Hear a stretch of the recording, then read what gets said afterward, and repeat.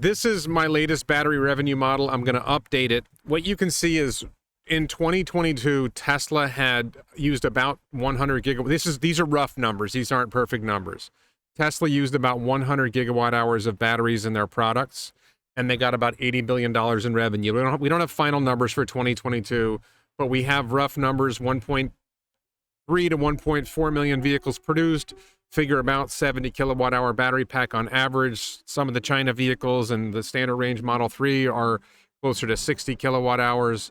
But, the Model X and Model S are 100 kilowatt hours. There's 82 kilowatt hour packs in the long range and performance Model 3, the long range and performance Model Y. So 70 kilowatt hours is a ballpark, and that works out to about 95 gigawatt hours from the vehicles.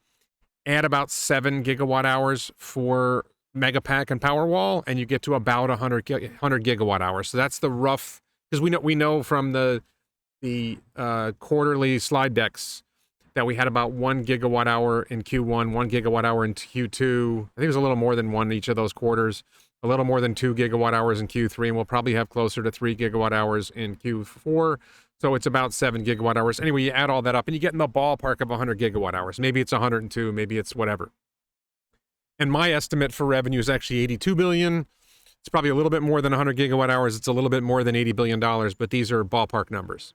And if you look at that, that's about $800 a kilowatt hour, which is the same as a $47,000 standard range Model 3 with a 60 kilowatt hour pack. It's about $800 a kilowatt hour.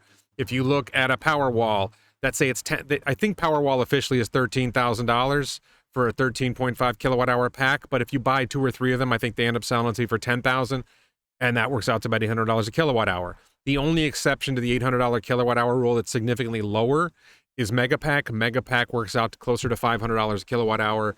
Some of the vehicles, like my Model X Plaid, it's almost like $1,500 a kilowatt hour. The Model S Plaid, like $1,500 a kilowatt hour. A lot of the vehicles are significantly more than $800 a kilowatt hour, but if, on average, figure $800 a kilowatt hour. My general battery revenue model, when you get down to 2030, I drop it down to $500 a kilowatt hour, and I've done versions of this where I drop it to $500 a kilowatt hour over time.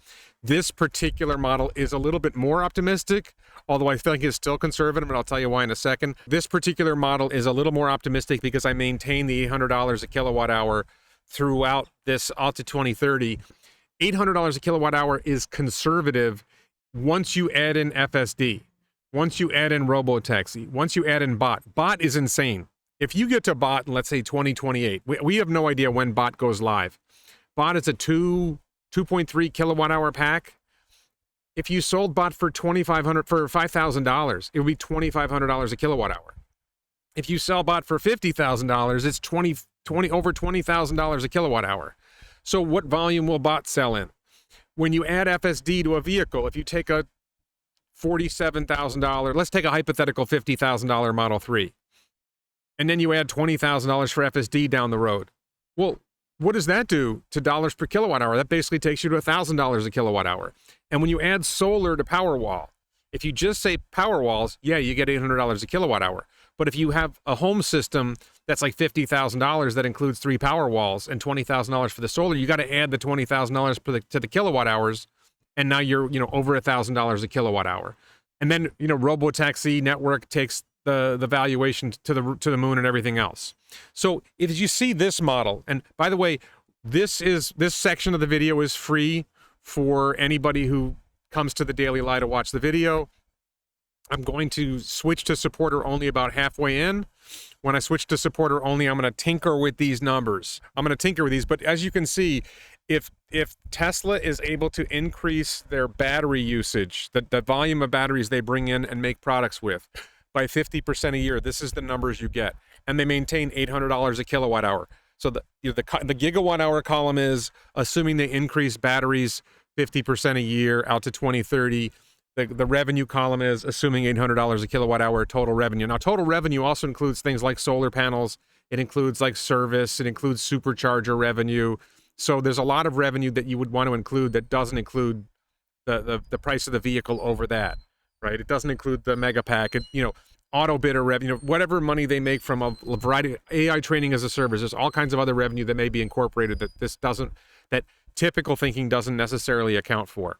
So you add, if you go up 50%, you get 225 gigawatt hours in 2024, you get 500 gigawatt hours in 2026, you get down to 2030 and you're at 2.5 terawatt hours, 2.6 terawatt hours. Tesla has said their goal is 3 terawatt hours by 2030. That would fit if they're actually able to achieve an average of more than 50% growth from now until 2030, which is their stated goal.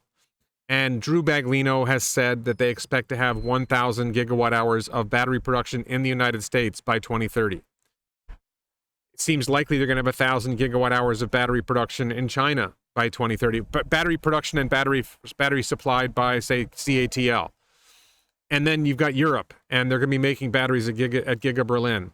So I think 3 terawatt hours is more likely, but again, this is conservative. This is only 2.6 terawatt hours by 2030. That falls short of Tesla's stated goal. 150 gigawatt hours next year, that would push to $120 billion in revenue. I don't think that's unreasonable. You push it out, you get to 2026, you're talking about $400 billion in revenue. I want to be clear here. That's a 5X. That's saying by 2026, Tesla's business will have grown 5X. And when you go out to 2030, $2.2 trillion in revenue, that's a 25X compared to 2022. So is this overly optimistic? Maybe. I don't think it's unreasonable. I think this is a reasonable projection, and I'm going to tinker with the numbers in a minute, but I just wanted to give you a sense of this is where I'm at with the battery revenue model. This is a more positive view. My typical view of the battery revenue model is down here, you get 3 terawatt hours, and you get 1.5 trillion in revenue because I use $500 a kilowatt hour instead of $800 a kilowatt hour. Now, I think if you add an FSD, robotaxi, bot, AI training as a service, expanded solar, I think you might even get $1,000 a kilowatt hour, and we're going to tinker with that in a minute. All right, so let's dive in. What I'm going to do now is I'm going to go supporter only because I want to tinker with these numbers. So in 1 minute, we're going to go supporter only. If you are watching this later and you are a member of the Daily Live, but you're not a supporter, I create some content that's for supporters only. And supporters get access to additional content. Some of that content is things like this, where I'm going to go to the other things like this, where I start a video like this and then it switches to supporter only. More common is I make a video for YouTube and I post it on YouTube unlisted the night before, and it becomes public the next morning, and I provide early access to supporters.